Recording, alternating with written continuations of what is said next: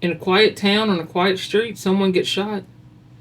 It's a scene that plays out far too often, but this investigation is anything but ordinary. First responders show up, they secure the area, look for suspects, and try to make sense of the chaos. But as they start digging into the evidence, a bizarre and almost unbelievable picture starts to form. The prime suspect, the one who pulled the trigger, is the last one anyone would ever expect. A loyal pet dog. This is a true story of how a man's best friend can end up at the center of a criminal investigation. And it's a story with a critical lesson that every single gun owner needs to hear. Because the most important question isn't just how a dog could shoot a person, but why it was ever possible in the first place. Our story takes us to Scotts Bluff, Nebraska. It's Saturday, May 23rd, 2020, just after noon. The sun is out and people are going about their weekend.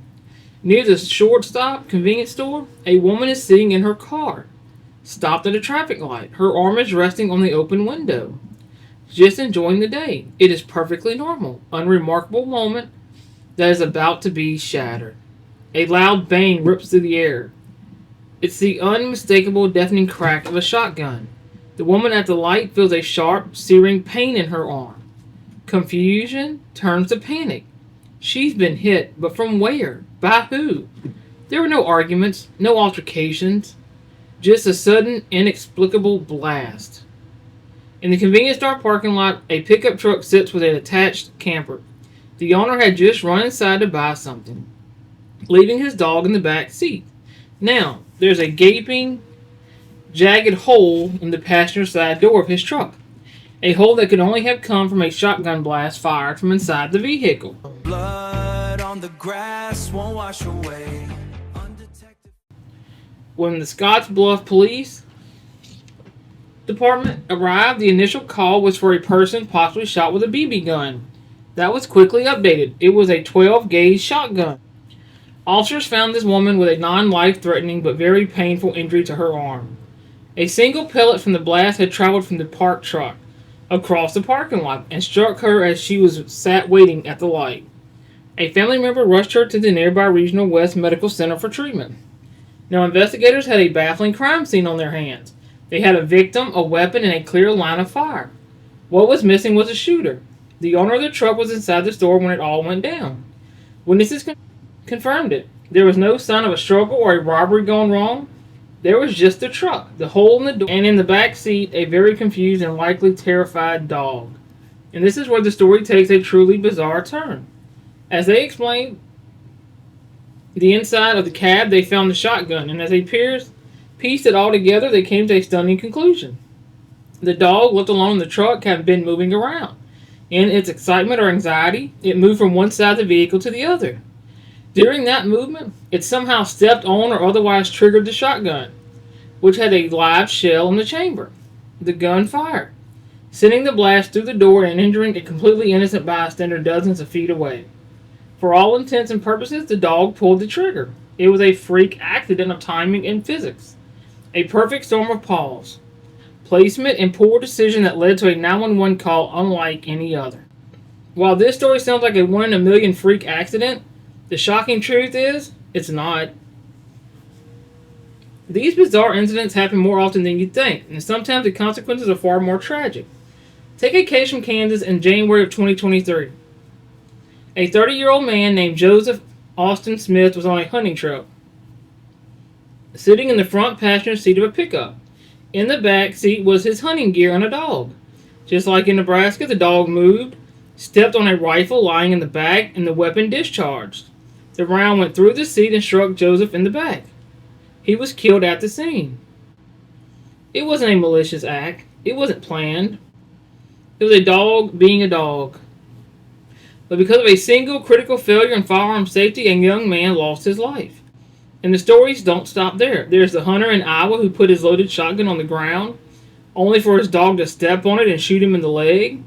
Or the man in New Mexico shot by his dog, Charlie, after the dog's paw got caught in the trigger of a rifle left in his truck.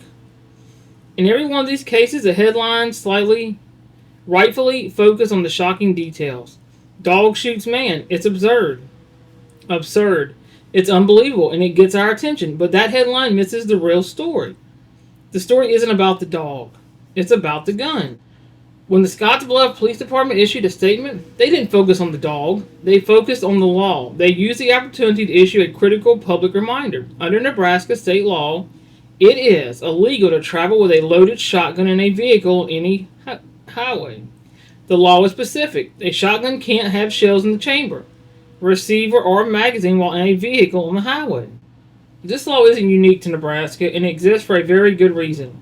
A vehicle is not a stable environment. It bounces, it jostles, it gets into collisions. A loaded firearm, especially a long gun, is not an accident waiting to happen. It's a guarantee. Mixing the unpredictable variable of a pet or a child and the risk skyrockets. Disaster is no longer a matter of if but when. These incidents, as strange as they are perfect, if tragic, examples of why the fundamental rules of firearm safety exist. These rules are taught to every new gun owner, police officer, and soldier.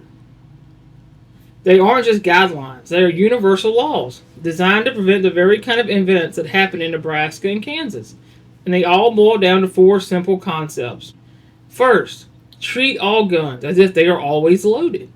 Always. Even if you just checked it. This one mindset shift prevents countless tragedies. If the owners in these stories had treated the firearms as perpetually loaded and dangerous, they never would have been left accessible in the first place. Second, never let the muzzle of the gun cover anything you are not willing to destroy. A gun's purpose is to destroy what it's pointed at. By leaving a loaded weapon in a car, the owner created a situation where the muzzle could and did end up pointing at people. The dog didn't aim, but the placement of the gun made a person the inevitable backstop. Third, and maybe the most relevant here, keep your finger off the trigger until you are ready to shoot. Obviously, a dog doesn't have a finger, but this rule is about preventing unintentional discharge. A piece of gear, a seatbelt, or a dog's paw can all snag a trigger if a firearm isn't properly secured with its safety engaged. A loaded shotgun lying on a car seat is a violation of this principle by its very nature. And fourth, be sure you're targeting what is beyond it.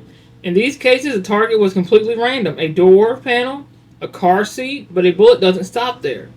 It travels, and as the woman in Nebraska learned, what lies beyond the initial impact can be an innocent person just living their life. When you break any of these 4 rules, you're gambling. When you break all 4, as happened here, tragedy becomes a predictable outcome of negligence.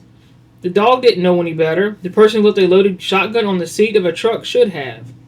The story of a dog shooting a person is bizarre. It's the kind of headline that makes you do a double take. But when you look past the initial shock, you find a story that is deeply serious and critically important. It's a cautionary tale about responsibility. Owning a firearm is a right, but it comes with a profound set of responsibilities. It demands constant vigilance and an unwavering respect for the power you hold. Leaving a loaded weapon unsecured in a vehicle, accessible to a pet or a child, is a failure of that responsibility. The dog may have pulled the trigger, but the blame lies squarely with the human who created the situation. The story isn't really about a bad dog. It's about a bad decision. And it's a stark reminder that the most important safety feature on any firearm isn't the safety switch or the trigger guard. It's the person holding it. If this story serves as a reminder for even one person to unload and secure their weapon before they drive, then it's a story worth telling. Blood on the grass won't wash away undetected.